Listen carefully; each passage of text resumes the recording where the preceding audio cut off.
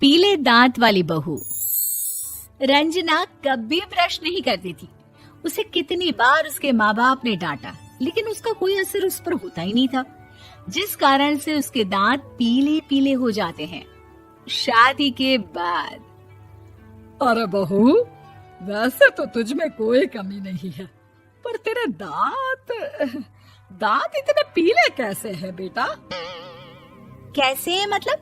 कोई सर्जरी थोड़ी ना कराई है। वो तो क्या है ना, मैं ब्रश नहीं करती थी तो पीले हो गए। अब क्या करूं?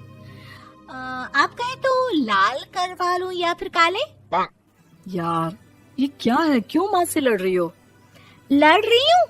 अरे मैं लड़ रही हूँ या ये बोल रही है कि दांत पीले हैं, पीले।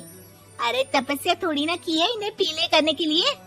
बकायदा ब्रश नहीं किया है 20 साल तक, तब जाकर। छी, कैसी बात कर रही हो? ये उस वक्त तो पीले नहीं थे जब हम लोग तुम्हें देखने आए थे। अरे तब साफ करवा लिया होगा डेंटिस्ट के पास जाकर। अब देखो कैसे पीले पीले लग रहे हैं। रंजना सास की तरफ गुस्से से देखती है। फिर शुरू हो गई पीले पीले पीले। अरे पीले तो तब भी थे जब मेरे हाथ का रसगुल्ला उड़ा उड़ा कर खा रही थी और बोल रही थी, लड़की नहीं गुणों का खजाना दे रहे भाई साहब आप। खैर, अब वो लोग करते भी तो क्या करते, पीले दांत वाली बहू पल्ले पड़ी थी तो झेलना तो था ही।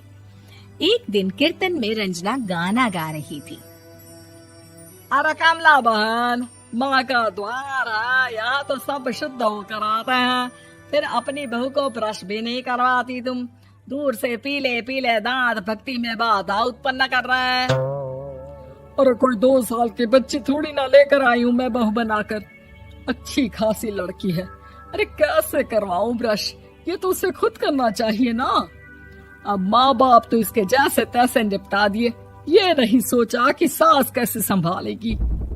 सास बहू को लेकर घर आ जाती है, लेकिन सोच लेती है कि अब इसे लेकर कहीं नहीं जाएगी। अगले रोज बहू कहती है, अरे क्या हो गया, मंदिर नहीं जाना क्या? कीर्तन का वक्त हो रहा है। मेरी मधुर वाणी से कान्हा जी जागते हैं और सोते हैं। आप तो जानती है ना उनकी भक्ति में कितना मन लगता है मेरा। वो क्या है ना, तबीयत ठीक नहीं लग रही है मेरी, आराम करूंगी मैं। तबीयत ठीक नहीं लग रही? अभी तो मिथुन के गाने पर नाच रही थी आप, और अब बोल रही है कि तबीयत ठीक नहीं लग रही। अरे भक्ति में मन लगा लो सासू माँ, ऊपर जाना है, क्या मुंह दिखाओगी आप? हाँ?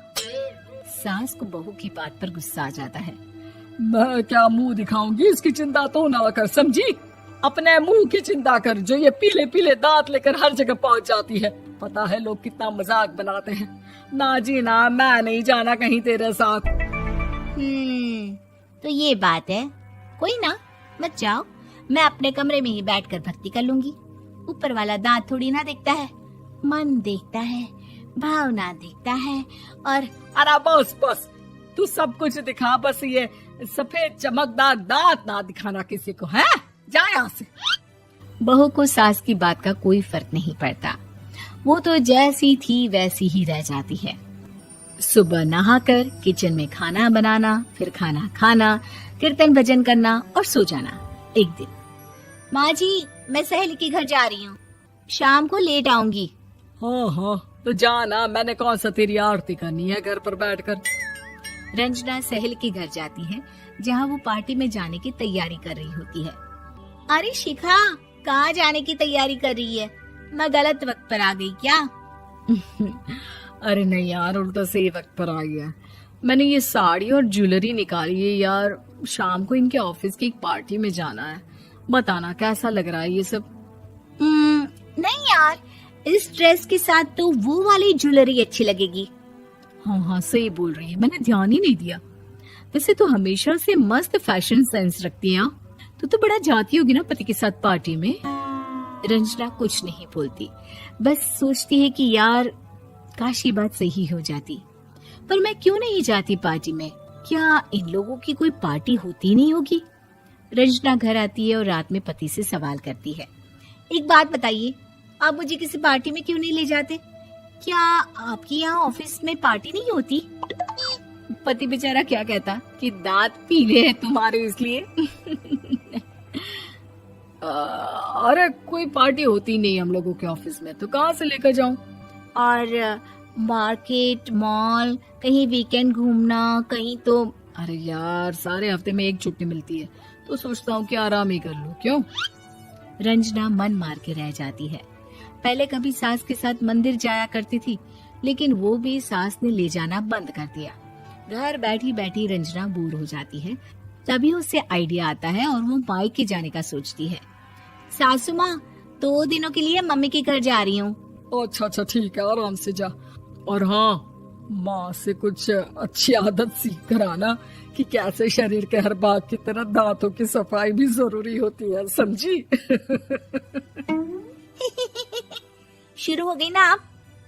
वो लोग आपकी तरह नहीं है कि छोटी छोटी बात का बतंगड़ बना दे। उन लोगों के लिए मैं मायने रखती हूँ, ना कि मेरे पीले पीले दांत।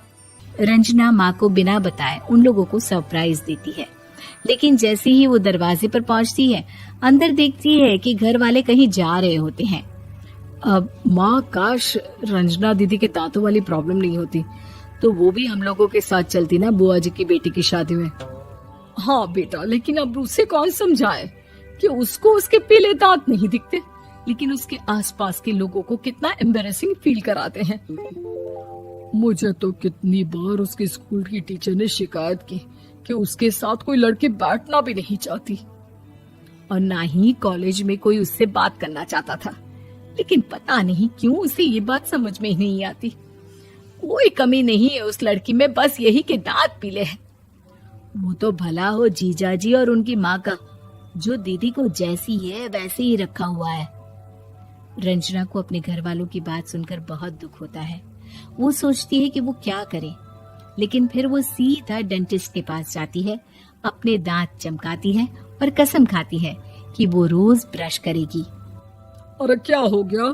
तुम तो 2 दिनों के लिए गई थी ना, पर कोई ना, अच्छा है, चलो आ गई तो। रंजना सास के सामने आकर खड़ी हो जाती है और पूरी स्माइल करती है, उसके चमकदार दांतों को दिखाती हुई। हैं? चले मंदिर।